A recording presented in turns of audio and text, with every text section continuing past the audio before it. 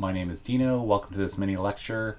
Here I'll be talking about Milton Friedman versus Archie B. Carroll, two views on corporate social responsibility. As you might guess, your first question might be, what exactly is corporate social responsibility, also known as CSR? It is the basic idea of corporate social responsibility is that business and society are interwoven rather than distinct entities. As we'll see later on in our discussion of Friedman, when corporations first came to existence, they were focused purely on profits. So this has a more advanced view of what corporations do. A related and more expansive definition, CSR is a continuing commitment by business to behave ethically and contribute to economic development while improving the quality of life of the workforce and their families, as well as of the local community and society at large. In this definition, CSR, it's more of an expansive definition where it talks about CSR being related to improving the quality of life, not only the workforce that works for the company, but also their families, the local community, and society at large. So again, it's an expansive view of what a corporation can or will do. After knowing what a CSR is, you might ask, why would we even have it?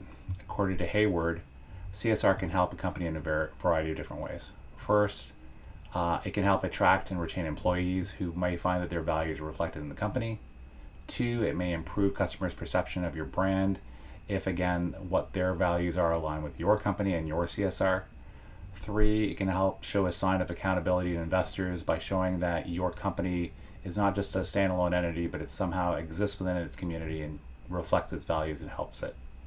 Number four, it can save money. For example, going back to point one, by attracting and retaining employees, it can lower costs and save the company money in the long run. And finally, fifth, it can help you better engage with your customers when they're more clear about what your CSR is. They know what they're getting when they approach your company. I'm going to be talking about two divergent views, models, or perspectives of CSR. One is by Milton Friedman, the business view, and one is by Archie B. Carroll, the social view. This is a picture of Milton Friedman, the great University of Chicago economist, also a Nobel laureate. He has a couple quotes here on what his view of CSR is. Quote, only social responsibility of business is to increase its profits. And B, profit as a result of the actions of the firm is an end in itself. A firm does not need to have any additional justification for existing. Here you can see that Friedman focuses purely on the financial motivations of a company, that it is purely conceived of and operates to increase profits for the company, and by definition, if it's public, for its shareholders. A couple of other quotes from Friedman. Quote, social value is maximized when a firm focuses on pursuing its self-interest and attempting to maximize profits. And D, few trends could so thoroughly undermine the very foundations of our free society as the acceptance by corporate officials of a social responsibility other than to make as much money for the stockholders as possible. Here again, this reflects Friedman's focus on profits, and he again goes as far as to saying that by not focusing on profits, it threatens a free society, because again, it's like these companies are focusing on things other than profits, which is how they're initially conceived of. View two is by Carroll. Quote, it's a social view. Quote, the social responsibility of business encompasses the economic, legal, ethical, and discretionary expectations that society has of organizations at a given point in time. So again, this is more of an expansive view of CSR.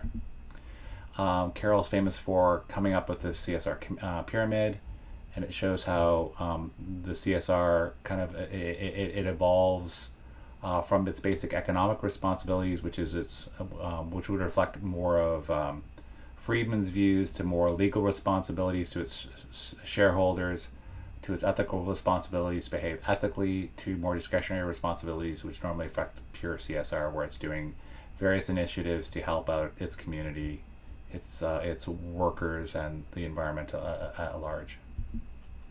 From all of this, here are some basic conclusions.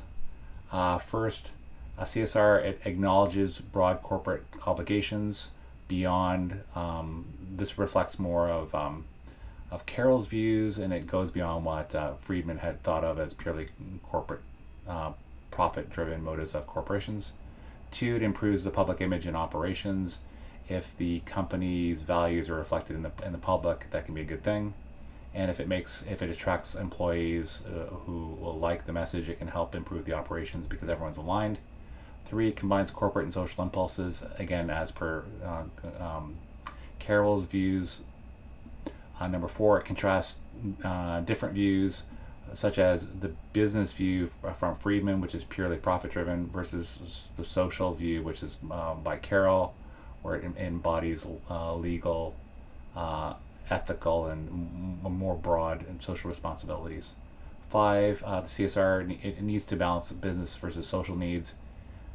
This seems to be a compromise between the Friedman and Carroll views, where it seems a little bit antiquated these days for companies to purely be motivated only on profit, but then on the other end, you don't want to excessively focus on social needs to the detriment of your core business.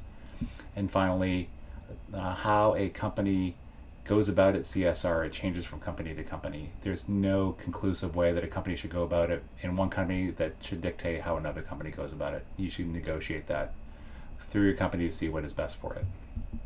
That was Milton Friedman versus Archie B. Carroll, 2 views on corporate social responsibility. Thanks for watching.